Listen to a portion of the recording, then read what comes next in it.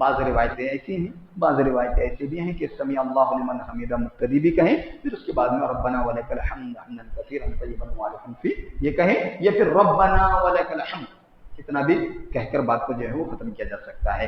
لیکن صحیح بات یہی ہے, کہتے ہیں کہ مقتدی بھی سمی اللہ لمن حمیدہ کہے گا, کیونکہ صحیح احادیث سے ثابت ہے کہ رسول اللہ صلی اللہ علیہ وسلم یہ دونوں کلمات کہتے تھے اور اسی طرح نماز ادا کرنے کا حکم فرماتے تھے.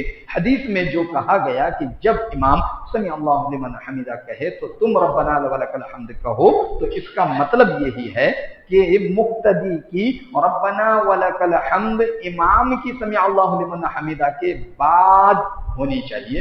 یہ بات بیان فرمائی گئی. امام جب سمیع اللہ لمن حمیدہ کہے گا اس کے بعد مقتدی جو ہے وہ ربنا ولک الحمد کہیں گے. تو ساتھ میں صحیح حدیث یہی ہے کہ مقتدی بھی سمیع اللہ لمن حمیدہ کہہ کر اس کے بعد میں ربنا ولک الحمد کہیں گے. اس کے بعد دیکھیں, رکوع سے اٹھنے کے بعد جب بندہ رکوع میں چلا گیا, رکوع سے اٹھنے کے بعد میں قیام, جو تھوڑی دیر کے لیے جو ہم کھڑے ہوتے ہیں, اس کی حالت میں ذیل کے اذکار اور دوسرے اذکار بھی ثابت ہیں. سمیع اللہ لمن حمیدہ ربنا لک الحمد حمدا کثیرا طیبا مبارکا فیہ کہہ کر کھڑے ہو گئے. رکوع میں جانے سے پہلے اب کچھ پڑھنا ہے. کیا پڑھنا ہے؟ ربنا ولک الحمد ملء السماوات وملء الارض وملء ما شئت من شیء بعدہ. بہترین دعا ہے, صحیح بتا, اتنی بہترین دعا ہے کہ اس کو آپ یاد کریں, یاد کر کر اس کا ورد کریں, اس کو پڑھیں بار بار.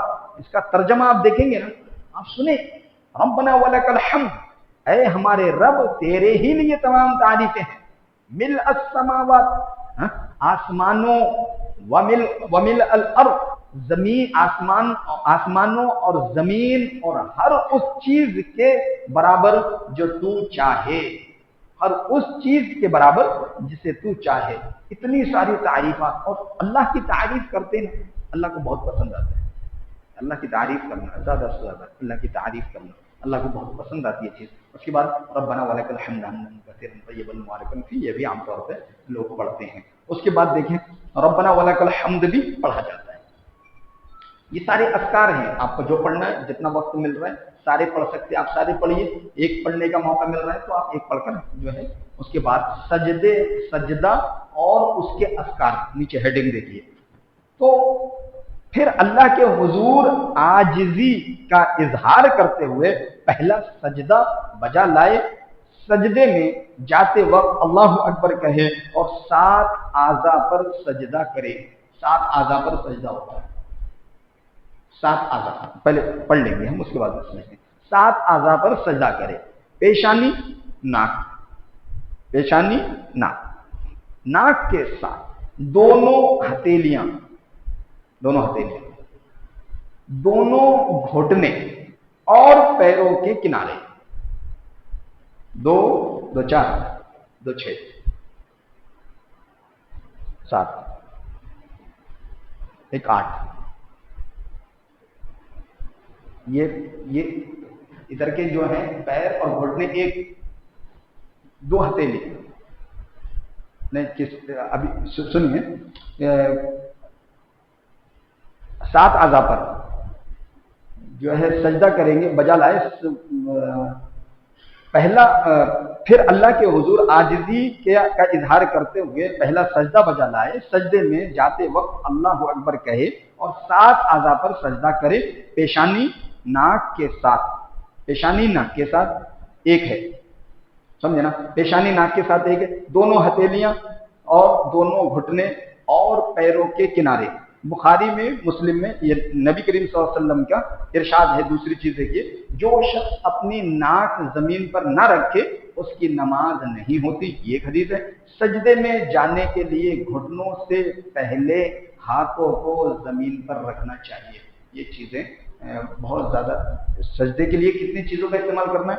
یہ پیر, نیچے والے جو پیر ہیں عام طور پر لوگ ان کو اوپر اٹھا دیتے ہیں, اوپر نہیں اٹھانا, بلکہ ایک حدیث میں ہے کہ آپ صلی اللہ علیہ وسلم دونوں پیروں کو ملا کر ایسے موڑتے تھے تاکہ انگلیوں کا بھی جو رخ ہے وہ قبلے کی رخ ہو جائے.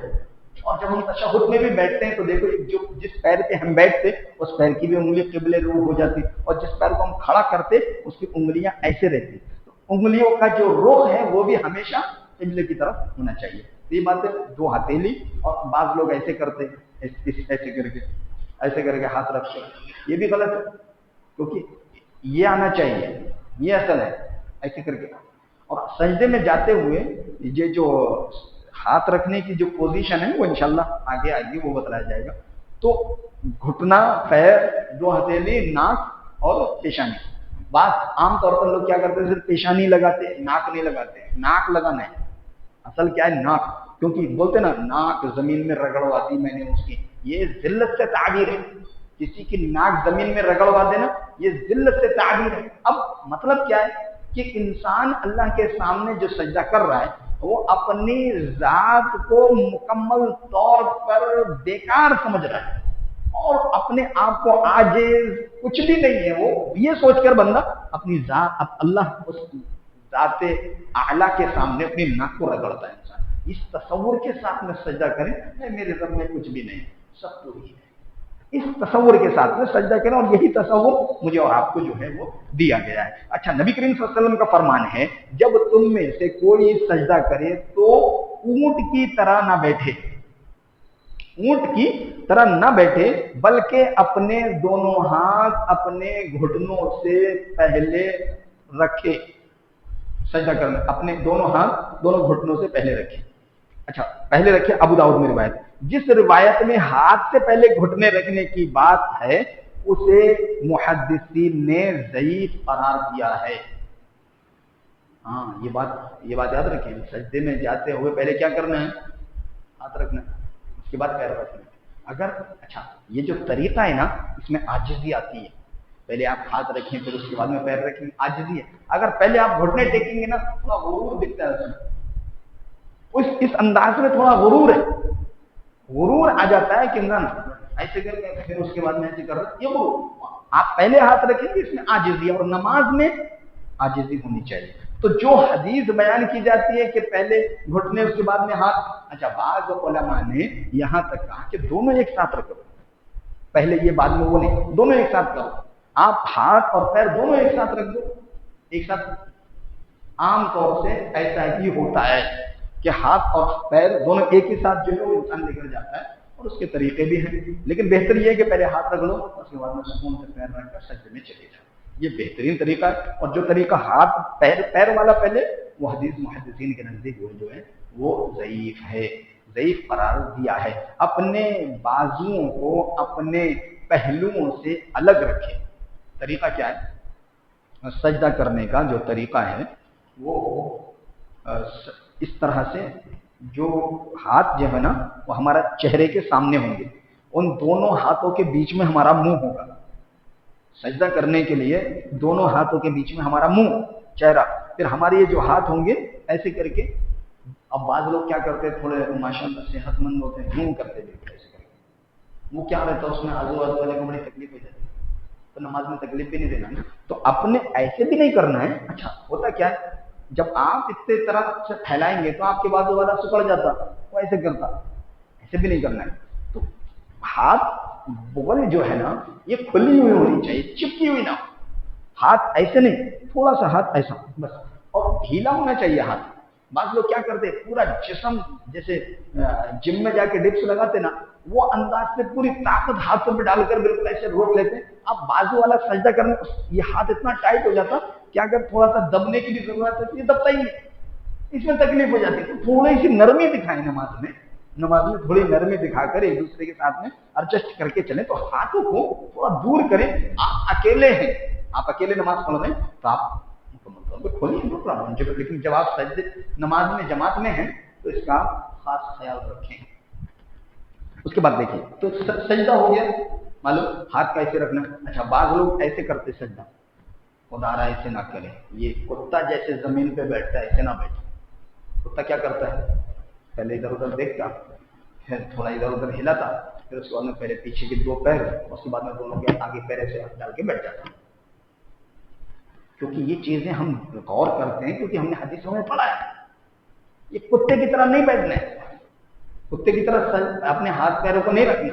نبی کریم صلی اللہ علیہ وسلم کے بتائے طریقے کے مطابق ہی نماز ہوگی، ورنہ اللہ قبول نہیں کرے گا طریقے کے مطابق اگر نہیں ہے تو۔ دیکھیں کہ انگلیوں کے سرے سے جو ہے یہ بات ہو گئی، اپنے بازوؤں کو اپنے پہلوؤں سے الگ رکھیں، ہاتھوں کو زمین پر بچھائے اور انگلیوں کے سرے کو قبلہ رخ رکھیں۔ اچھا، بعض لوگ کیا کرتے ہیں سجدے میں ایسے ایسے، تو انگلی بھی بالکل سیدھی ہونی چاہیے، نہ زیادہ کھلی ہوئی نہ زیادہ بالکل بند، بالکل ایک دم سیدھی ہونی چاہیے انگلی، اس طرح سے رکھیں گے۔ اچھا، ہاتھوں کو کانوں کے برابر رکھنا بھی ثابت ہے، جیسا ہم نے ابھی کہا کہ سجدہ ہاتھ یہاں ہے، سجدہ یہاں کر رہے، ایسا بھی نہیں ہونا چاہیے، ہاتھ یہاں سینے میں ہے اور سجدہ وہاں کر رہے۔ بعض لوگ سستی میں آ جاتے ہیں، سستی میں آ جاتے ہیں، اپنے جسم کو اپنے ہاتھوں سے یوں کر کے روک کر ایسے کر کے سجدہ کرتے ہیں، یہ غلط ہے۔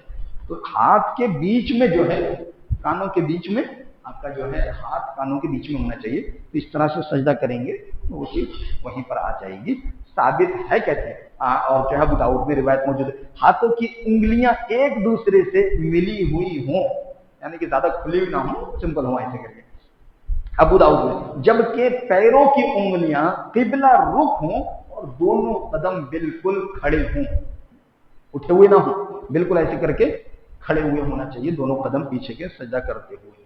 تو اس سجدے کی بات سمجھ میں آ گئی سب انشاءاللہ۔ ابھی ہم یہ پڑھ رہے ہیں، ایک دن مقرر کریں گے انشاءاللہ، ایک سنڈے پوری نماز صف میں کھڑے ہو کر انشاءاللہ جہری طور پر پڑھائی جائے گی اور اس کی نگرانی کی جائے گی۔ ہر انسان اپنی نماز کو کیا کیا پڑھا جاتا ہے وہ سب یاد کرے گا، اور یہاں پر انشاءاللہ مغرب کے بعد 2 رکعت نماز ہم پڑھیں گے، 2 رکعت نماز پڑھیں گے، اور امام آپ ہی میں سے کوئی ہوگا، اور وہ جو بھی پڑھے گا زور سے پڑھے گا، وہ جو بھی پڑھے گا پیچھے سے آپ بھی زور سے پڑھیں گے، نگرانی انشاءاللہ ہم کریں گے، اور رکوع کیسا کرتے ہیں آپ ہم دیکھیں گے، سجدہ کیسا کر رہے ہیں آپ وہ بھی ہم دیکھیں گے انشاءاللہ۔ 2 رکعت نماز پریکٹیکلی طور پر ہم یہاں پر ضرور انشاءاللہ ادا کرنے والے ہیں انشاءاللہ آگے جانے کے بعد، اللہ نے چاہا تو۔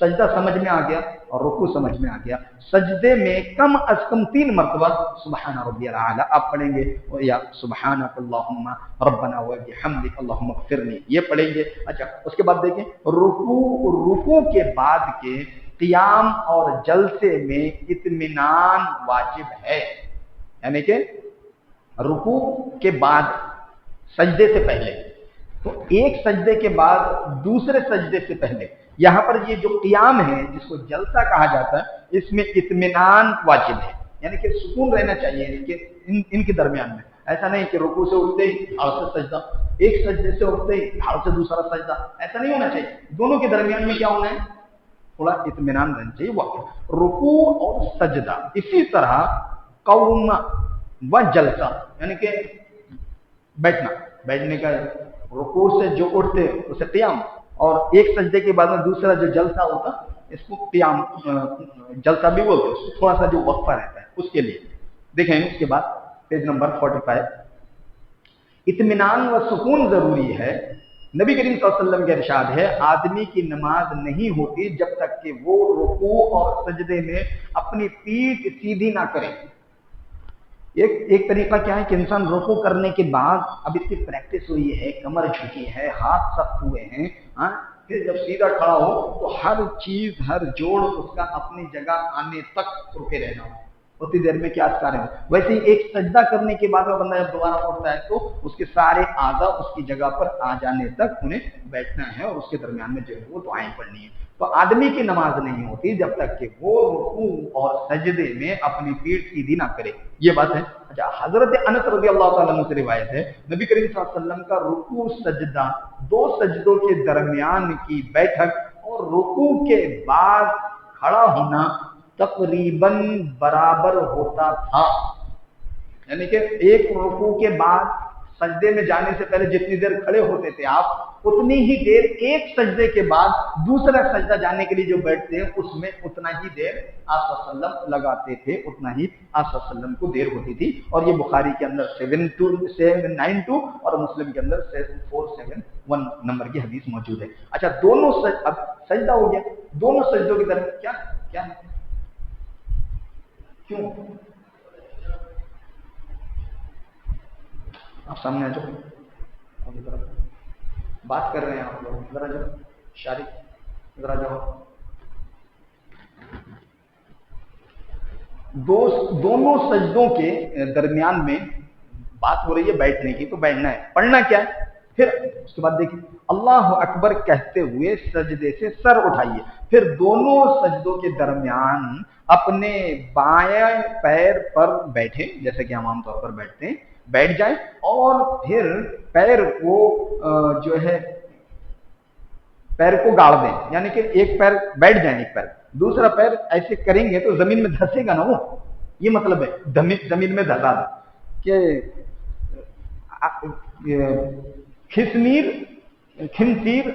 خنزیر اور بنسیر، ہاں وہی بنسیر، یعنی کنارے کی دو انگلیوں، یہ نام ہے، یہ جو پیر کی جو سب سے چھوٹی والی جو انگلی ہوتی ہے اور اس کے بازو والی انگلی، عام طور سے پیر ایسا کرنے میں وہ دو انگلی جو ہے وہ سیدھی رہ جاتی ہے. وہ دو انگلی کتنا بھی آپ مشکل بھی اگر ایسا کریں گے تو وہ چھوٹی والی انگلی وہ باہر آ ہی جاتی ہے. تو انہی انگلیوں کے بارے میں کہتے ہیں کنارے کی دو انگلیوں کے کو سمیت لے، شہادت کی انگلی اٹھائے، شہادت کی انگلی اٹھائے رکھے، یعنی کہ اب آپ ایک رکوع میں اس میں بیٹھ گئے تشہد میں، تو آپ کی یہ جو دو انگلی ہے نا، ایسے کر کے ایسے ایک حلقہ بنا کر شہادت کی انگلی جو ہے وہ اٹھائے رکھے اور دعا کے وقت اسے حرکت دے، جبکہ انگوٹھے کی کنارے کو بیچ کی انگلی کے ساتھ ملا کر، اس انگلی کے ساتھ ایسا انگوٹھے کو اس انگلی کے ساتھ ملا کر حلقہ نما، حلقہ بنانا ایسے کر کے دیکھیں، عام طور سے ہم ایسے کرتے ہیں، ایسے یہ حلقہ بنا، یہ حلقہ بنا ہوا ہے. اب اس کو ایسے کر کے حلقہ بنا کر، آج یہ سیدھی نہیں رکھنا ہے، اس کو ایسا تھوڑا ٹیڑھا رکھنا، ایسے کر کے مارنا ہے. یہ طریقہ ہے، ایسے ایسے نہیں کرنا، ایسے ایسے کر کے دھیرے دھیرے کر کے کرنا، تیز نہیں، فاسٹ بھی نہیں، سمجھ گئے نا؟ ایسے حلقہ بنانا ہے اس پر اور اس کو ایسے ایسے کرنا. اچھا بنا لے اور بائیں ہاتھ کی انگلی کو کھلی رکھ کر، ایسے کر کے، یہ بائیں ہاتھ کا ہاتھ جو ہے ویسے انگلی کو کھلی رکھ کر بائیں ران پر گھٹنوں سے قریب پھیلا دے، گھٹنوں سے قریب، یعنی کہ بائیں ہاتھ کو بائیں ران پر گھٹنوں سے قریب ایسے کر کے پھیلا دے اور یہ ہاتھ ہمارا گھٹنے پر رہ کر ایسے حلقہ بنا کر جو ہے ایسے ایسے ہم کرتے رہیں گے. اچھا یہ تو طریقہ ہو گیا انگلی رکھنے کا. اس کے بعد دیکھیں دو سجدوں کے درمیان انگلیوں کی اس کیفیت اور انگشت شہادت کو حرکت دینے کی بات کسی مستند اور قابل حجت روایت سے ثابت نہیں ہے. اس بارے میں حضرت وائل بن حجر کی روایت شاذ ہے، جیسا کہ علامہ البانی رحمہ اللہ نے وضاحت کی ہے. صفت صلاۃ النبی جو ہے مترجم، لہذا یہ کیفیت اور اشارہ تشہد ہی کے ساتھ خاص رہے گا. مطلب بعض کا کہنا ہے کہ ایک سجدے سے اٹھنے کے بعد دوسرے سجدے میں جانے سے پہلے جو وقفہ ہے اس میں آپ بیٹھیں گے تو ایسے کرتے رہیں گے. یہ طریقہ نہیں ہے، یہ حدیث شاذ ہے جو بیان کیا گیا، بلکہ یہ جو طریقہ ہے وہ تشہد میں ہے، چاہے 2 رکعت کے بعد ہو یا پھر 4 رکعت والی تشہد ہو، اس میں ہم اس طرح سے کریں گے. بات سمجھ میں آ گئی؟ تشہد کی بھی بات سمجھ میں آ گئی، ہاتھ انگلی پھیرانے کی بھی بات، دونوں سجدوں کے درمیان میں بات آ گئی. اب اس کے بعد دیکھیں آپ دونوں سجدوں کے درمیان بیٹھنے کی حالت میں دعا پڑھیں گے، اللہم اغفر لی وارحمنی وعافنی وہدنی وارزقنی. اچھا ایک یہ ہے کہ اے اللہ مجھے معاف فرما، مجھے عافیت میں رکھ، مجھے ہدایت دے اور مجھے روزی عطا کر. بہترین دعا ہے. ایسا نہیں ہے کہ نماز میں پڑھا جائے گا، نماز کے باہر بھی آپ جب بھی ہاتھ اٹھاتے ہیں دعا کے لیے ان الفاظ کے ذریعے سے آپ دعا کر سکتے ہیں. اچھا ایک لفظ اور ہے، رب اغفر لی، رب اغفر لی. بہترین دعا ہے، اے اللہ مجھے معاف فرما، مجھے معاف فرما، رب اغفر لی، رب اغفر لی. یہ دعا بھی جو ہے وہ آپ پڑھ سکتے ہیں.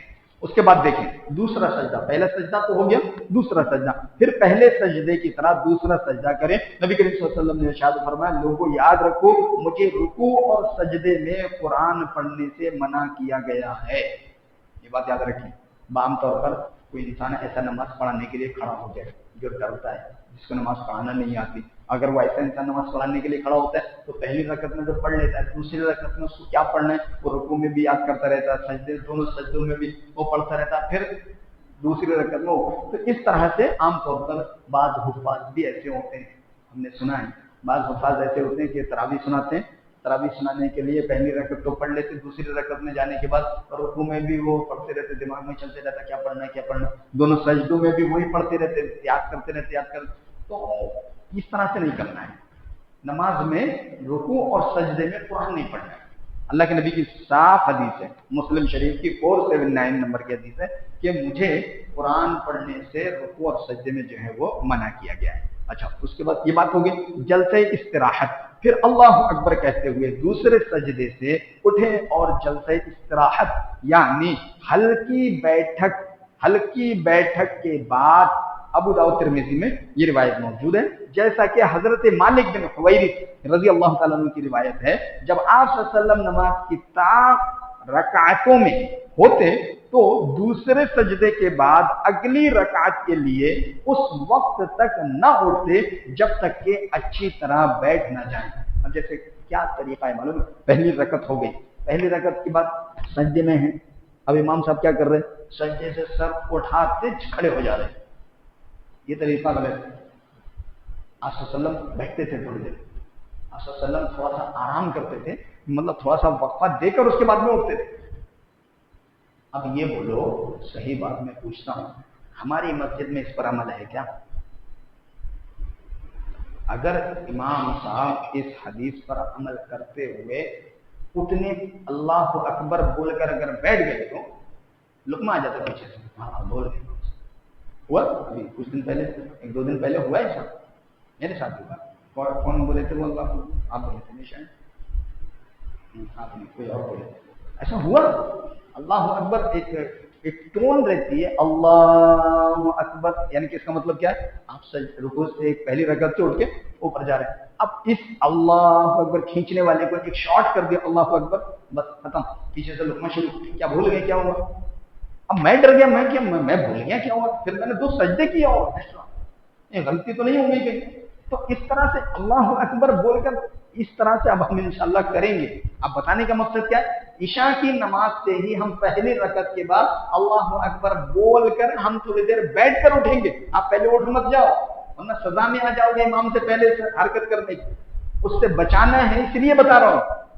अल्लाह अकबर कहकर थोड़ी देर बैठ रुक कर उसके बाद में उठेंगे हम इंशाअल्लाह, क्योंकि उठने के लिए दोबारा फिर अल्लाह अकबर ने, वो सजदे की अल्लाह अकबर हो गई, उठने का नहीं कहा जाएगा, तो इसीलिए वो कहकर बैठेंगे, उसके बाद इंशाअल्लाह हम आगे बढ़ेंगे। तो इसको हमेशा के लिए अपने जहन में बिठा लो। इंशाअल्लाह अब यहाँ पर नमाज हुई तो इसी तरह से होगी, इंशाअल्लाह आप इसका ख्याल रखेंगे। तो जलसे इस्तराहत इसको कहते हैं, एक रकत के बाद या 2 रकत, तीसरी रकत के बाद चौथी रकत के लिए जो उठते उस वक्त की बात कर रहा हूं। अल्लाह अकबर कहकर बैठना थोड़ी देर, उसके बाद में उठना। उसके बाद देखें आप, जब आप सल्लल्लाहु अलैहि वसल्लम नमाज की रकत में, ये तो हो गया ना, उसके बाद देखिए दोनों हाथों को जमीन पर टेकते हुए बुखारी में और मुसन्नफ इब्न अबी शैबा में खड़े होकर पहली रकत के तर्ज पर दूसरी रकत जो है वो आप सल्लल्लाहु अलैहि वसल्लम अदा करते थे। अच्छा, जब उठते थे तो हाथों का सहारा लेते थे। आजकल कैसे उठ रहे नमाजों में, कैसे बड़ा उसमें तो इतना जबरदस्त दिखता है ना, क्या बोलो, ऐसे करके उठ जाते, देखो सजदा करके ऐसे करके सजदा करेंगे, बिल्कुल ये तरीका है, और ये तरीका नहीं होता, गलत है।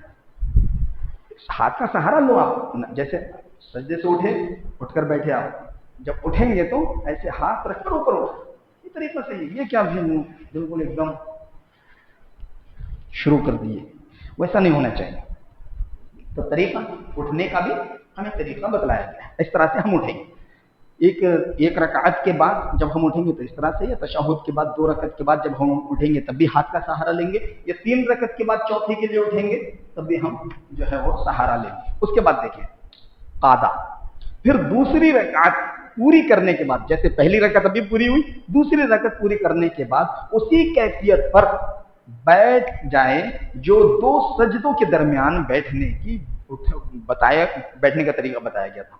यानी अपने बाएं पैर पर, ये जो बायां पैर है इस पर बैठेंगे आप, और उस पर जो है वो बायां हाथ रखेंगे, और दाएं पैर को गाड़ दे, यानी कि ऐसे कर दिया जाए। इस तरह बैठने को इफ्तिराश कहते हैं। इस तरह से बैठने को इफ्तिराश कहते हैं। अच्छा, खिसनीर और बिनसीर यानी कि किनारे की दो उंगलियों को समेट ले और शहादत की उंगली उठाए रखे और दुआ के वक्त उसे हरकत दे, जबकि उंगलियों को खुला रख कर दाएं बाएं रान पर घुटनों से करीब पहले फैला दे, और हालत तशहुद में शहादत की उंगली से इशारा करने की दलीलों के लिए देखिए, यानी कि जो हम जो इशारा करते ना उसकी दलीलों के लिए हदीस नंबर यहाँ पर दे दिए गए मुस्लिम शरीफ में। आपको अगर आपसे पूछे कि आप ये उंगली क्यों हिलाते रहते, तो उसके लिए दलील आपके सामने है। मुस्लिम शरीफ के अंदर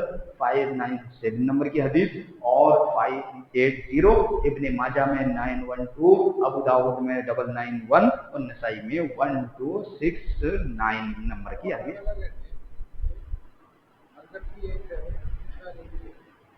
नहीं,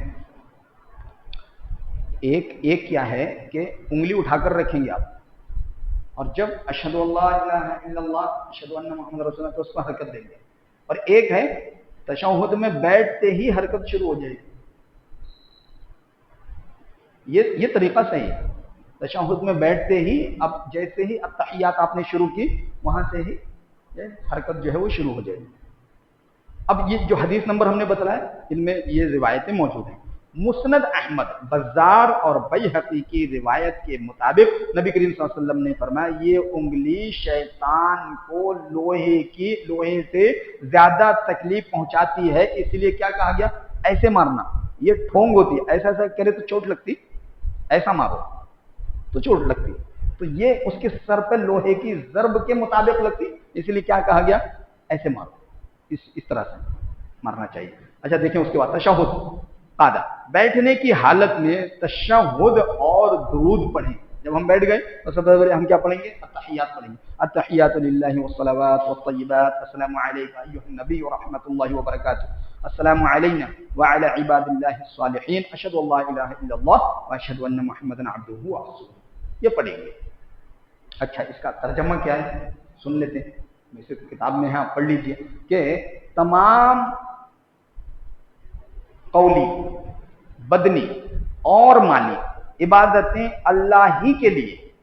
ऐ नबी, आप पर अल्लाह की सलामती, रहमत और बरकत हो, हम पर और अल्लाह के सारे नेक बंदों पर भी सलामती हो। मैं गवाही देता हूँ कि अल्लाह के सिवा कोई लायक इबादत नहीं, और मैं गवाही देता हूँ कि मोहम्मद सल्लल्लाहु अलैहि वसल्लम अल्लाह के बंदे और उसके रसूल हैं। ये तर्जमा याद करें, इन अल्फाज के मानी याद करें, ताकि नमाज में पढ़ते हुए ये अल्फाज के साथ साथ इनका तर्जमा हमारे जहन में चले, हमें मालूम हो कि हम क्या पढ़ रहे हैं। यकीन माने तभी हकीकी तौर पर नमाज का जो है वो सुरूर आएगा, मजा आएगा, दिल को जो है वो इत्मीनान मिलेगा। उसके बाद में तहियत पढ़ लिए, उसके बाद में दुरूद शरीफ पढ़ना है, अल्लाहुम्मा सल्ली अला मुहम्मद अल्लाहुम्मा बारिक अला मुहम्मद। अब इसका तर्जमा तो बिल्कुल आसान है, और जो हम पढ़ देते हैं कि ए अल्लाह मोहम्मद सल्लल्लाहु अलैहि वसल्लम और आले मोहम्मद सल्लल्लाहु अलैहि वसल्लम पर रहमत नाजिल फरमा, जिस तरह तूने इब्राहीम और आले इब्राहीम पर रहमत नाजिल फरमाई, तो रहमत नाजिल फरमाई। इसी तरह से दूसरा जो दुरूद का एक दूसरा हिस्सा है उसका भी वही तर्जमा है, लेकिन अल्लाहुम्मा सल्ली की जगह अल्लाहुम्मा बारिक आ गया, बाकी सब वही है, यहाँ जो है बरकत के लिए कहा गया। फिर उसके बाद में देखिए मजीद दुआएं। अब ये तशहुद में अत्तहियात, उसके बाद में दुरूद शरीफ, उसके बाद में मजीद दुआएं। अल्लाहुम्मा इन्नी अऊज़ु बिका मिन अज़ाबि जहन्नम व मिन अज़ाबिल क़ब्र व मिन फितनतिल महया वल ममात व मिन फितनतिल मसीहिद दज्जाल। अब इसको ऐसे भी बोल सकते हैं, अल्लाहुम्मा इन्नी अऊज़ु बिका मिन अज़ाबि जहन्नम, अल्लाहुम्मा इन्नी अऊज़ु बिका मिन अज़ाबिल क़ब्र, अल्लाहुम्मा इन्नी अऊज़ु बिका मिन अज़ाबि फितनतिल महया वल ममात, अल्लाहुम्मा इन्नी अऊज़ु बिका मिन फितनतिल मसीहिद दज्जाल। इस तरह से भी अलग अलग पना मांग सकते, और एक ही लफ्ज के साथ अल्लाहुम्मा इन्नी अऊज़ु बिका के साथ जो है मिन अज़ाबिल क़ब्र, मिन अज़ाबि जहन्नम, मिन अज़ाबिन नार, जितनी भी चीजें हैं वो आप इसमें मिला सकते, मिन फितनतिल महया वल ममात व मिन फितनतिल मसीहिद दज्जाल। अब इसका मायना क्या है, अल्लाह मैं तुझसे पनाह चाहता हूँ अज़ाब जहन्नम से, अज़ाब जहन्नम से पनाह चाहता हूँ। वमिन अज़ाबिल क़ब्र, अल्लाह मैं तुझसे अज़ाब क़ब्र से पनाह चाहता हूँ। वमिन फितनतिल महया वल ममात, अल्लाह जिंदगी के फितने जो हैं उनसे भी मैं तेरी पनाह चाहता हूँ, मौत के फितने जो हैं उनसे भी मैं तेरी पनाह चाहता हूँ। यानी मैं जब तक जिंदा रहूं उस वक्त तक भी सारी जिंदगी भर मैं तुझसे जो है फितनों से मैं आज़ादी चाहता हूँ, और मौत के वक्त जो शैतान का बहकाना जो होता है, अल्लाह मैं तेरी उससे भी पनाह चाहता हूँ। बेहतरीन दुआ करते हैं, पढ़ते हैं। किस किस को याद है ये दुआ? किस किस को याद है? किसको याद नहीं? याद है ना? किसको याद नहीं? याद नहीं? आज ही याद कर लो, आज ही याद कर लो। ये दुआ बेहतरीन दुआ है। और अतहियात, दुरूद शरीफ, उसके बाद में ये दुआ है। फिर उसके बाद आगे देखें, एक दुआ और है, अल्लाहुम्मा इन्नी अऊज़ु बिका मिन अज़ाबिल क़ब्र व अऊज़ु बिका मिन फितनतिल मसीह दज्जाल व अऊज़ु बिका मिन फितनतिल महया वल ममात, अल्लाहुम्मा इन्नी अऊज़ु बिका मिनल मातमी वल मग़रम। यहाँ पर दो लफ्ज़ का जो है वो इजाफा है, मातम वल मग़रम। तो इन दो अल्फाज के साथ इसको भी पढ़ सकते हैं, या पहले ही दुआ में इन दोनों अल्फाज को मिला ले सकते, या इसको पढ़कर पहले वाले ना पढ़े, दोनों सेम है, कोई से भी पढ़ सकते। फिर उसके बाद में देखिए, अल्लाहुम्मा इन्नी ज़लमतु नफ्सी ज़ुल्मन कसीरन व ला यग़फिरु ज़ुनूबा इल्ला अंत फ़ग़फ़िर ली मग़फ़िरतम मिन इंदिक वरहमनी इन्नका अंतल गफ़ूरुर रहीम। अब इसका तर्जुमा क्या है? ऐ अल्लाह, बेशक मैंने अपने नफ्स पर बहुत जुल्म किया, यानी कि मैंने बहुत सारे गुनाह किए। नफ्स पर जुल्म यानी कि बहुत सारे गुनाह किए हैं, और तेरे सिवा कोई गुनाहों को माफ करने वाला नहीं। बस अपनी तरफ से मुझे माफ फरमा, माफी अता फरमा, अपनी तरफ से मुझे माफी अता फरमा, और मुझ पर रहम कर, बिलाशुबा तू बड़ा बख्शने वाला, बड़ा मेहरबान है। बेहतरीन दुआ है। यकीन मानो, हम कहते हैं ना कि हम अपनी तरफ से दुआ कर सकते हैं, हम अपनी तरफ से ये मांग लो, ये काफी है, यही पढ़ लो, ये काफी है। तुम अपनी ज़बान में क्या दुआ करेंगे? पहले तो मांगने का तरीका नहीं आता हमको मांगने का तरीका नहीं मालूम है, अल्लाह से कैसा मांगे। नबी जो बतला के गए उसको भी फॉलो नहीं कर रहे हैं, तो गलत है ना। नबी के तरीके के मुताबिक मांगो। अल्लाह से मांगना ये एक आर्ट है, मालूम, एक तरीका है अल्लाह से मांगने का। जिसको तरीका आ गया ना, कामयाब है। अल्लाह से मांगना एक हुनर है, उसको सीखें आप। सहाबा इकराम कैसे मांगते थे, अल्लाह के नबी ने जो तरीके सिखाए उस तरीके के मुताबिक मांगे। क्या बेहतरीन तरीका है, देखो, अल्लाहुम्मा इन्नी, ऐ अल्लाह, बेशक मैंने, बेशक यकीन है अल्लाह, बेशक मैंने जुल्म किया, यकीन कर लिया मैंने, अपने जुल्म का इकरार कर लिया मैंने। अब क्या करना? अल्लाहुम्मा इन्नी ज़लमतु नफ्सी ज़ुल्मन कसीरा, बहुत ज्यादा जुल्म कर लिया है मैंने, अब क्या करना मैं? माफी तो तू ही देगा, माफ करने वाला तू ही है, मग़फ़िरत तेरे हाथ में, तू ही माफ करेगा। अच्छा, इल्ला अंता फ़ग़फ़िर ली मग़फ़िरतम मिन इंदिक, तेरे सिवा तो कोई माफ नहीं करेगा, किसी के अंदर वो ताकत ही नहीं। तो कहा वरहमनी, अल्लाह मुझे माफ कर, मुझे माफ कर, इन्नका अंतल गफूरुर रहीम। फिर लास्ट में तो बहुत माफ करने वाला है। तारीफात तारीफात तारीफात, अल्लाह से मांगो, अल्लाह रब्बुल आलमीन माफ करने वाला है। ये दुआ हो गई। फिर उसके बाद में देखें, इनके अलावा भी दुनिया और आखिरत की भलाई पर मुश्तमिल कोई भी दुआ पढ़ सकता है बंदा, जो भी उसको याद हो, लेकिन ये ख्याल रहे कि वो अरबी में पढ़े, उर्दू में ना पढ़े। तो उसके बाद देखें, नबी करीम सल्लल्लाहु अलैहि वसल्लम का इरशाद है, तशहुद के बाद मुसल्ली को फिर दुआ का इंतखाब करना चाहिए कि जो उसे सबसे अच्छी लगे वो अल्लाह रब्बुल आलमीन से मांगे। हो गई बात। असल दुआएं क्या है? तहियात पढ़ लिए, दुरूद शरीफ पढ़ लिए, अल्लाहुम्मा इन्नी अऊज़ु बिका मिन अज़ाबिल क़ब्र, अज़ाबि जहन्नम, फितनतिल महया वल ममात, मिनल मातमी वल मग़रम, मिन फितनतिल मसीह दज्जाल, ये सब बोल लिए। उसके बाद में अल्लाहुम्मा इन्नी ज़लमतु नफ्सी ज़ुल्मन कसीरन व ला यग़फ़िरु ज़ुनूबा इल्ला अंता फ़ग़फ़िर ली मग़फ़िरतम मिन इंदिक इन्नका अंतल गफ़ूरुर रहीम। उसके बाद में एक दुआ और पढ़ें, और रब्बना आतिना फिद दुनिया हसनतम व फिल आखिरति हसनतम व क़िना अज़ाबन्नार। ये दुआ आखिर में, उसके बीच में जितनी दुआ आपको याद है पढ़ लो, लेकिन आखिर में रब्बना आतिना फिद दुनिया हसनतम व फिल आखिरति हसनतम व क़िना अज़ाबन्नार कहकर आप सलाम फेर दें। अच्छा, कभी कभी क्या होता है, हम कौन से की ख्याल में रहते हैं, इमाम साहब तो पढ़ रहे हैं दुआ, हम कौन से की ख्याल में रहते हैं, हमारी दुआएं होती नहीं पूरी। फिर उसके बाद में जैसे इमाम साहब अस्सलाम वालेकुम, आँख खुल जाती, आँख खुल जाती, फिर उसके बाद में जल्दी जल्दी, फायदा नहीं है, फायदा नहीं है। मैं यहाँ हूँ, मेरा दिल मदीने में है वाली नमाज में फायदा नहीं है, यहाँ रह कर नमाज पढ़ो। بعض لوگ दुकानों के हिसाब कर रहे हैं, بعض लोग खेल के हिसाब कर रहे हैं नमाज में, बाज किसी की चीज में लगे हुए हैं, किसी का दिमाग कहीं लगा हुआ है. अच्छा खड़े रहते इमाम साहब थोड़ा लंबा हो गए तो खड़े रहते अल्लाह हू अकबर, अरे मैं नमाज में.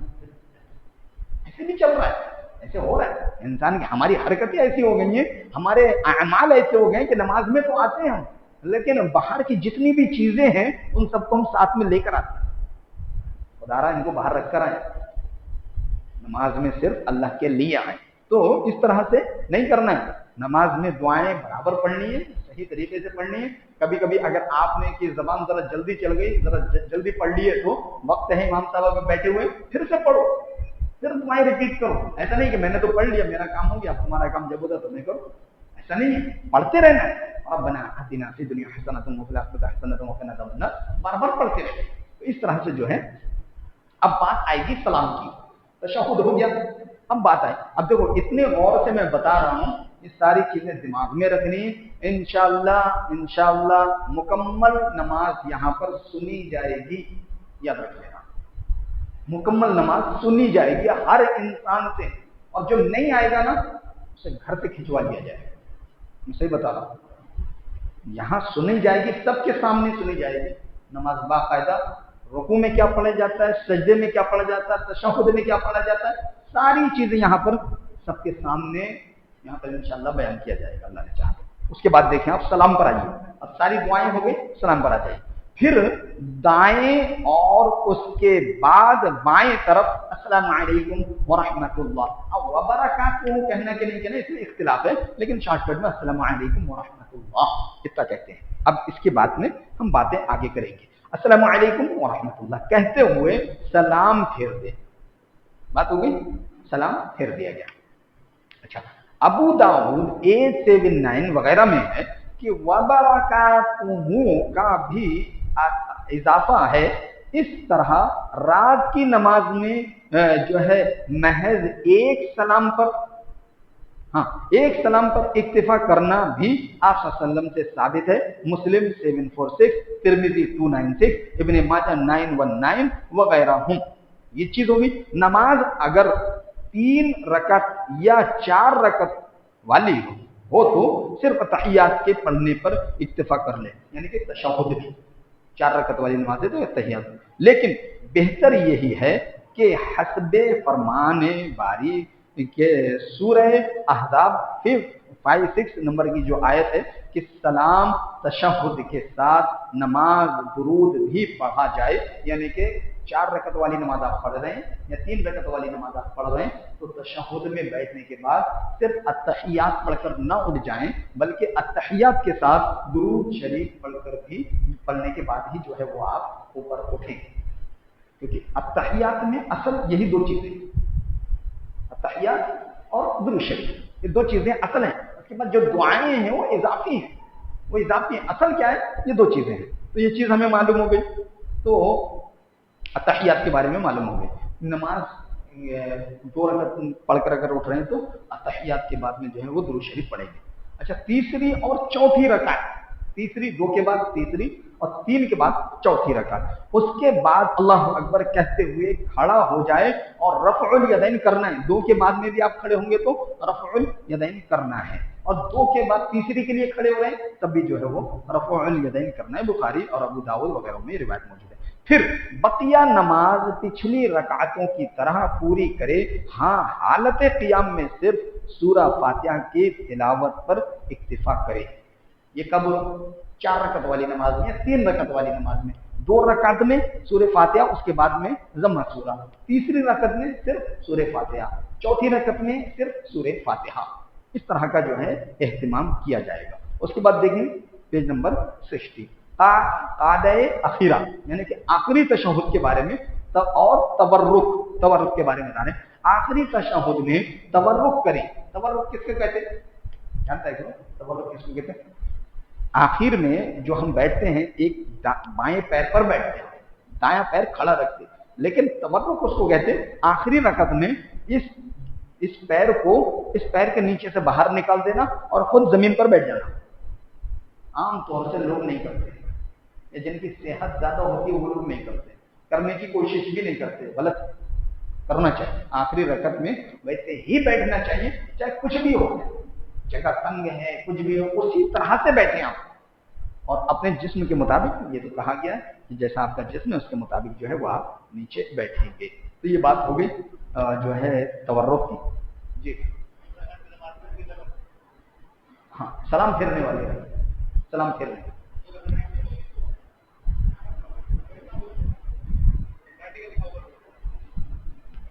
देखो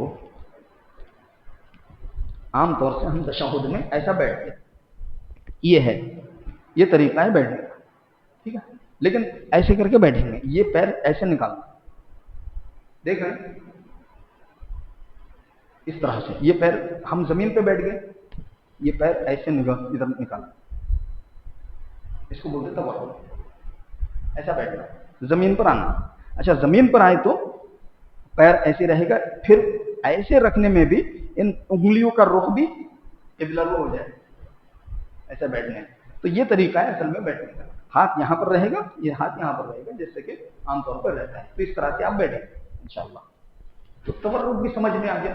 रुकू सजदा सारी चीजें जो है वो एक एक करके इंशाअल्लाह अल्हम्दुलिल्लाह जो है वो हमारे सामने आ चुके हैं।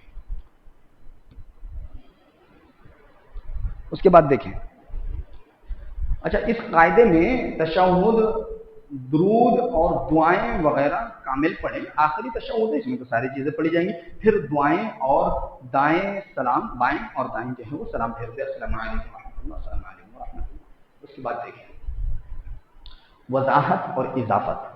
नमाज अगर 2 से ज्यादा रकातों वाली हो तो आखिरी रकत में तवर्रुक सरीह लफ्जों में साबित है, 2 से ज्यादा वाली नमाजों में।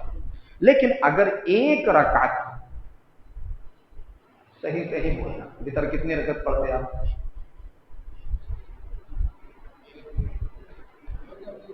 एक वाले कितने, हाथ उठाओ। नहीं वो सही है, एक वाले कितने? हाँ, तकरीबन एक वाले। अब उस एक रकत में तवर्रुक नहीं करना, उसमें क्या नहीं करना, तवर्रुक नहीं करना। जैसे तशहुद में बैठते वैसे ही सलाम जो है वो फेर देना। अगर एक रकत जैसे सलातुल वित्र हम पढ़ते हैं, या 2 रकातों वाली जैसे फजर और नवाफिल वगैरह हो तो तवर्रुक करना है या नहीं, इस बारे में भी बैहक़ी में सरी अल्फाज मौजूद हैं। मजीद अबू दाऊद 730 की रिवायत के अल्फाज हैं, नबी करीम सल्लल्लाहु अलैहि वसल्लम जब सलाम वाली रकात के सजदे से फारिग होते तो तवर्रुक करते थे। सलाम वाली रकात, ये चीज ख्याल रखें, से रुकू करते थे। इससे इस्तिदलाल करते हुए बाज़ उलमा, अल्लामा इब्ने क़य्यिम वगैरह ने इनमें भी तवर्रुक को बेहतर करार दिया है। अब इसमें इख्तिलाफ है, बाज़ ने कहा कि 4 या 3 रकत में, 2 से ज्यादा वाली में, और बाज़ ने कहा कि भाई जिसमें भी सलाम फेर रहे हैं आप, अल्लाह के रसूल सल्लल्लाहु अलैहि वसल्लम ने उसमें तवर्रुक किया है, उसमें तवर्रुक कर सकते हैं। तो बेहतर यह है कि अमल तो दोनों जगह है, दोनों जगह करिए आप, 2 रकत वाली नमाज में भी करिए। हाँ, ऐसा नहीं होना चाहिए कि 4 रकत वाली नमाज की 2 रकत में भी आप तवर्रुक कर रहे हैं, फिर 4 में भी तवर्रुक कर रहे हैं, ऐसा नहीं होना चाहिए। 2 में नहीं करना है, 4 में करना है। और 2 सुन्नत जो फजर की फर्ज है या सुन्नत है, उसमें अगर कर रहे हैं तो इस हदीस के मुताबिक कर सकते हैं। दोनों चीजें होंगी। तो ये तो बैठने के ताल्लुक से हो गया। उसके बाद देखिए, फर्ज नमाज के बाद की मसनून दुआएं। नमाज हो गई, सलाम फेर दिया, सलाम फेरने के बाद भी तो दुआ है ना, पढ़ते हैं, पढ़ना चाहिए। यहाँ जो लिखा हुआ है देखो, ये इनको याद कर लेना चाहिए, इनको पढ़ लेना चाहिए। अब यहाँ पर सुने अल्लाह अकबर, अल्लाह अकबर कहेंगे, सलाम भेज दे, अस्सलामु अलैकुम रहमतुल्लाह, अस्सलामु अलैकुम रहमतुल्लाह, क्या होगा? अल्लाहु अकबर, अल्लाहु अकबर। एक मरतबा हजरत अब्दुल्लाह बिन अब्बास रज़ी अल्लाह तआला अन्हु से रिवायत है, मैं नबी करीम सल्लल्लाहु अलैहि वसल्लम की नमाज के खत्म होने को तकबीर से जान लेता था। अल्लाह के रसूल सल्लल्लाहु अलैहि वसल्लम की नमाज खत्म हो गई, कैसे पहचानते थे?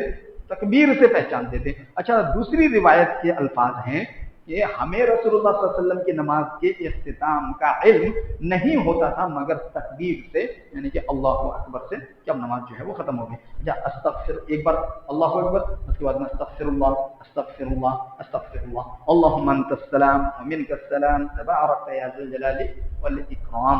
ये दुआ पढ़ेंगे। उसके बाद में रब्बी अइन्नी अला ज़िक्रिका व शुक्रिका व हुस्नि इबादतिक। उसके बाद में ला इलाहा इल्लल्लाह वहदहु ला शरीका लह लहुल मुल्क व लहुल हम्द व ला इलाहा इल्लल्लाह वहदहु ला शरीका लह लहुल मुल्क व लहुल हम्द व हुवा अला कुल्लि शैइन क़दीर। अल्लाहुम्मा ला मानिअ लिमा अअतैत व ला मुअतिय लिमा मनअत व ला यंफअु ज़ल जद्दि मिनकल जद्द। इसका तर्जुमा सुन लीजिए, बड़ा बेहतरीन जो है ये दुआ है कि अल्लाह के सिवा कोई इबादत के लायक नहीं, उसका कोई शरीक नहीं, उसी की जो है बादशाहत है, उसी के लिए जो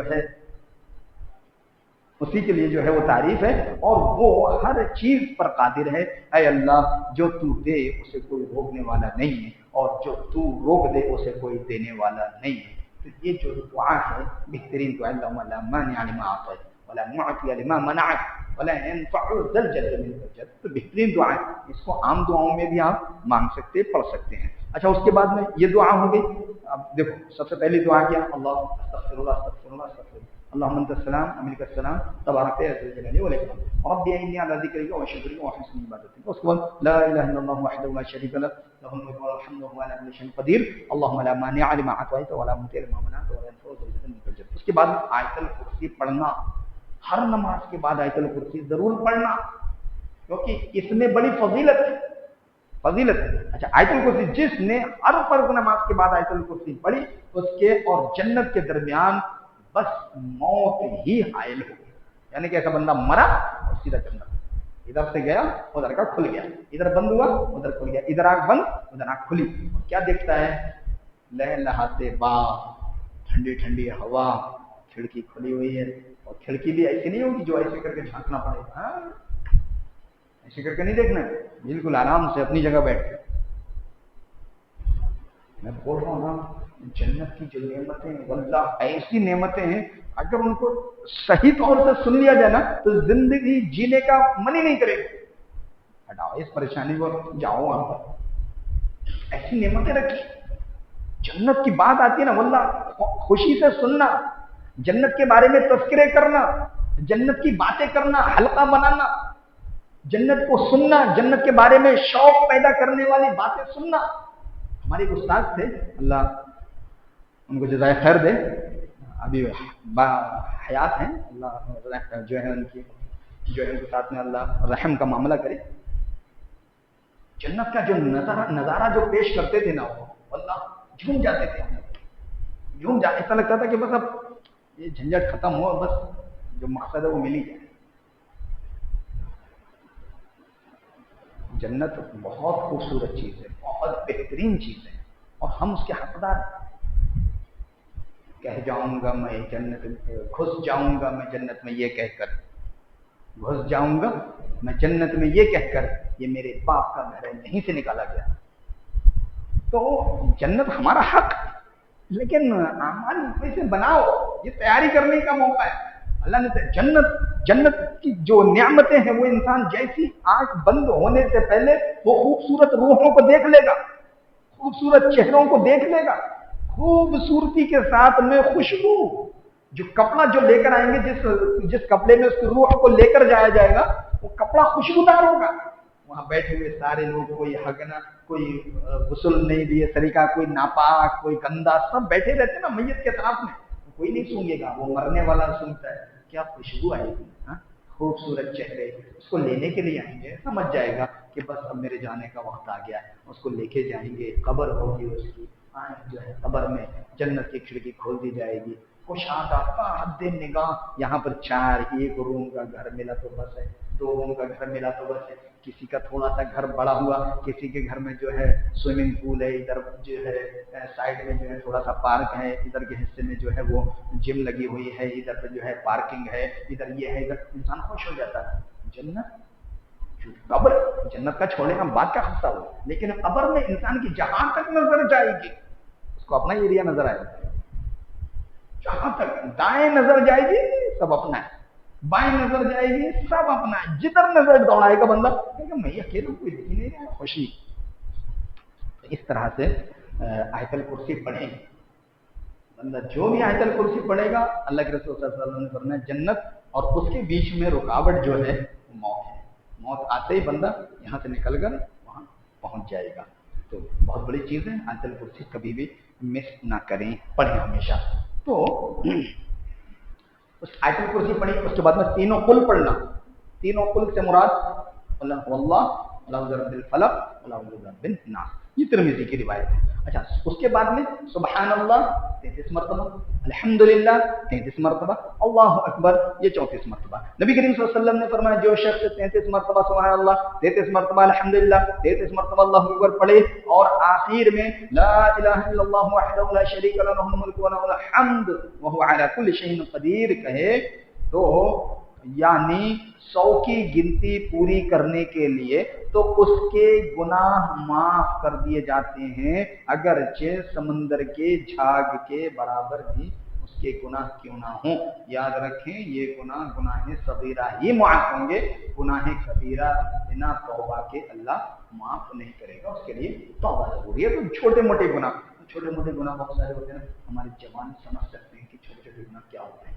آج وہ چھوٹے چھوٹے گناہوں کو واللہ شمار نہیں کر سکتے، گن نہیں سکتے، کتنے گناہ ہوتے ہیں، اتنے گناہ، ہر طرف گناہ پھیلا ہوا ہے، ہر طرف۔ اچھا پہلے کیا ہوتا تھا، انسان باہر نکلا تو گناہ کرتا تھا، آج جتنا تنہا رہ رہا ہے اتنا ہی زیادہ گناہ کر رہے ہیں، تنہائی میں زیادہ گناہ ہو رہا ہے۔ محفل میں انسان ڈر رہا ہے، محفل میں ڈر رہا ہے کچھ بھی کرنے سے، تنہائی میں سب کر رہا ہے، تو انسان کو بچنا چاہیے۔ پھر جب یہ ہو گیا اس کے بعد میں یہ کرنے کے بعد میں دوران نماز مصلی کی نگاہ کہاں رہنی چاہیے۔ اب یہ نماز پوری ہو گئی، نماز کی دعائیں بھی ہو گئی، نماز کے بعد کی بھی دعائیں ہوں گی، اب مسئلہ یہ ہے کہ مصلی نماز کے دوران اپنی نگاہ کہاں رکھے گا، اس بات کو ہم سمجھیں گے۔ کیا ہے، دوران نماز نگاہیں سجدے کی جگہ پر رکھیں، یہ بیہقی اور حاکم اور جو ہے ارواء الغلیل میں یہ روایت موجود ہے۔ ہاں تشہد کی حالت میں نگاہیں داہنے ہاتھ کی تشہد کی انگلی پر رہیں گی، ایسے کر کے اس انگلی کو دیکھیں گے، اس کو مارتے رہیں گے نظر۔ اچھا ایک غور کر کے دیکھیں آپ، اب یہاں سے میں بتا رہا ہوں، غور کریں آپ، نماز کی حالت میں آپ کی جو انگلی چل رہی ہے، آپ اس کو دیکھیں نا، آپ کا دماغ کہیں جائے گا ہی نہیں، کتنی بھی ٹینشن آپ کے دماغ میں چلتی ہو نکل جائے گی، اس پر اگر آپ کی نظر جم جائے گی نا، آپ کے دماغ میں کچھ بھی نہیں آئے گا، صرف یہاں پر نظر رکھیے آپ، دماغ آپ کے ادھر ادھر جا ہی نہیں سکتا۔ یہ تجربے کے ساتھ میں آپ کو بتا رہا ہوں، آپ بھی تجربہ اس پر کر سکتے ہیں۔ تو اس کے بعد میں دیکھیں داہنے ہاتھ کی انگلی پر رہے گی نظر، اور دوسرے ٹائم پر ہماری نظر کہاں رہے گی، سجدے کی جگہ پر جہاں پر ہم سجدہ کریں۔ اچھا بتاؤ اب کیا ہوتا ہے، انسان کبھی جوش میں رہتا ہے، لمبا سجدہ کر لیتا ہے یہاں، اس کے بعد میں سست ہو جاتا ہے، سجدہ کرتا ہے یہاں، تو کبھی ادھر سجدہ کبھی ادھر سجدہ، ایسا نہیں کرنا، ایک ہی جگہ سجدہ کرنا، جسم کی جو کیپیسٹی ہے اس کیپیسٹی کے حساب سے ہی سجدہ کرنا چاہیے انسان۔ اس کے بعد دیکھیں نماز کی ادائیگی کا اچھا یہ ہوگی عورتوں کا طریقہ نماز اضافہ، عورتوں کی نماز کیسے ہوگی، تو نماز کی ادائیگی کا جو طریقہ احادیث کے حوالے سے بیان کیا گیا، وہ جس طرح مردوں کے لیے ہے اسی طرح خواتین کے لیے بھی ہے، اس لیے کہ نبی کریم صلی اللہ علیہ وسلم کا فرمان ہے اسی طرح نماز ادا کرو جس طرح مجھے ادا کرتے ہوئے دیکھا ہے۔ اب اس میں مردوں کے لیے الگ، عورتوں کے لیے الگ کچھ نہیں ہے، سب کے لیے نماز ایک ہی طرح سے پڑھی جائے گی، یعنی کہ آپ صلی اللہ علیہ وسلم نے فرمایا صلو کما رأیتمونی یصلی، نماز اسی طرح سے پڑھو جس طرح سے مجھے تم نے پڑھتے ہوئے دیکھا ہے۔ آپ صلی اللہ علیہ وسلم کا یہ حکم اسی طرح مردوں کے لیے ہے اسی طرح عورتوں کے لیے ہے۔ عورتوں کی مردوں سے مختلف نماز کی بات جن روایات اور اقوال و آثار میں آئی ہیں وہ سندی اعتبار سے ضعیف ہے۔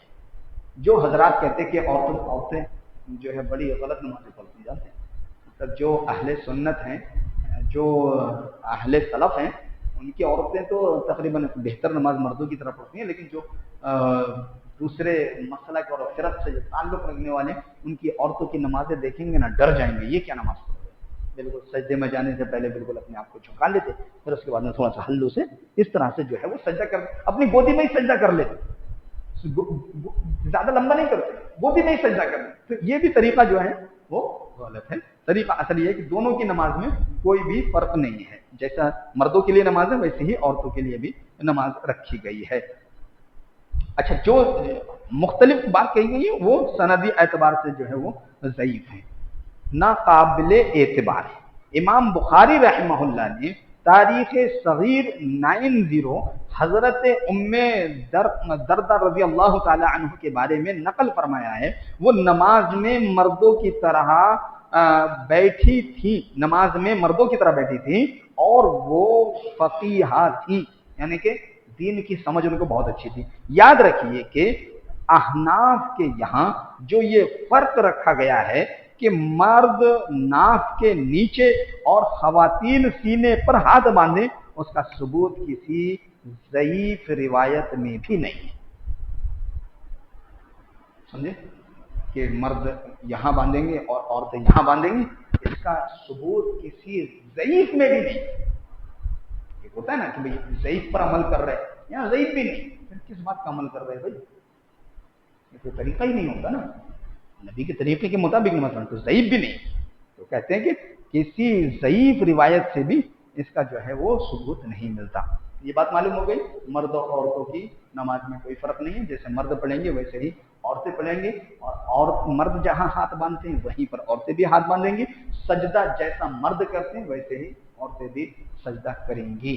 اب یہاں سے یہ جو باتیں آپ سن رہے ہیں دلیل کے ساتھ، آپ کے اوپر یہ فرض ہو جاتا ہے کہ آپ اپنے گھر کی خواتین کو یہ سمجھائیں، نہ صرف خواتین کو بلکہ آپ اپنے اہل خانہ، رشتہ دار سب تک یہ بات کو پہنچا دیں، مانے یا کوئی نہ مانے، آپ کی ذمہ داری ختم ہو جاتی ہے۔ آپ کو علم دے دیا گیا، آپ نے علم لے لیا، آپ نے علم حاصل کر لیا، اب آپ کی ذمہ داری ہے کہ آپ اس کو اپنے پہچاننے والے آخری انسان تک اس پیغام کو پہنچانا اور ان کی نمازوں کی فکر کرنا۔ اب اللہ کے ہاتھ میں ہے، ہدایت ان کو ملے گی یا ہدایت ان کو نہیں ملے گی، وہ اللہ کے ہاتھ میں۔ آپ کا کام پہنچا دینا، آپ پہنچا دینا، نہیں تو کل قیامت کے دن آپ پوچھے جائیں گے کہ آپ نے علم حاصل بھی کیا لیکن آپ نے جو ہے کسی کو بھی وہ بتلایا نہیں۔ اچھا تھوڑا سا اور پڑھ لیتے ہیں کہ سلالہ کے لیے صلاح کے لیے سترے کا اہتمام کرنا، یعنی کہ نماز کے لیے سترہ کس کو کہتے ہیں؟ جو تختیاں بنی ہیں اس کو ہم لوگ سترہ کہتے ہیں۔ مصلی کہتے ہیں مصلی خواہ مسجد میں نماز ادا کر رہا ہو یا کہیں اور، اسے سترے کا اہتمام کرنا چاہیے۔ رسول اللہ صلی اللہ علیہ وسلم کا ارشاد ہے صرف سترے کی جانب ہی نماز پڑھو، تو نماز کے لیے آگے سترہ جو ہے وہ رکھ لینا چاہیے۔ مسلم شریف کی روایت ہے، یہ 260 وغیرہ نمبر ہے۔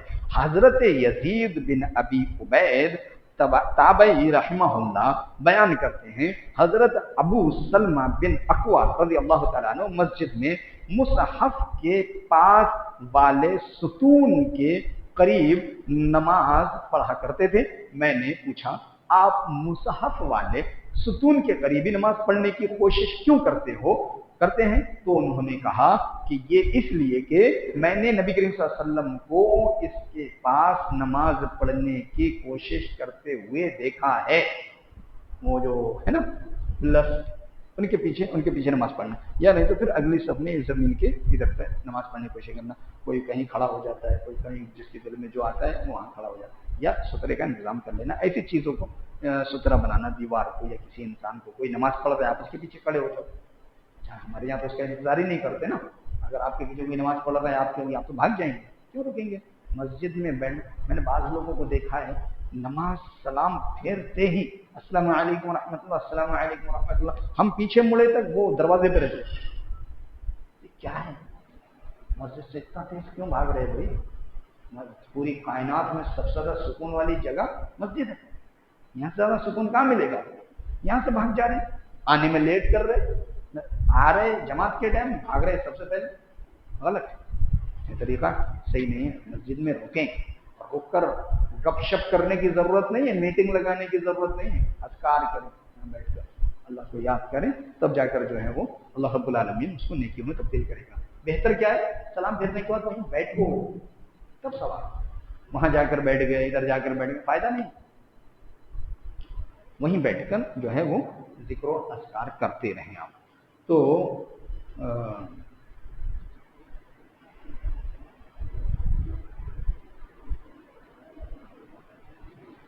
یہیں تک رہنے دیجیے، انشاءاللہ کل ہم अगले तो इसको जो है इंशाल्लाह 64 से ही हम शुरू करेंगे इंशाल्लाह। अब सवाल जवाब अगर किसी के पास में कुछ है तो।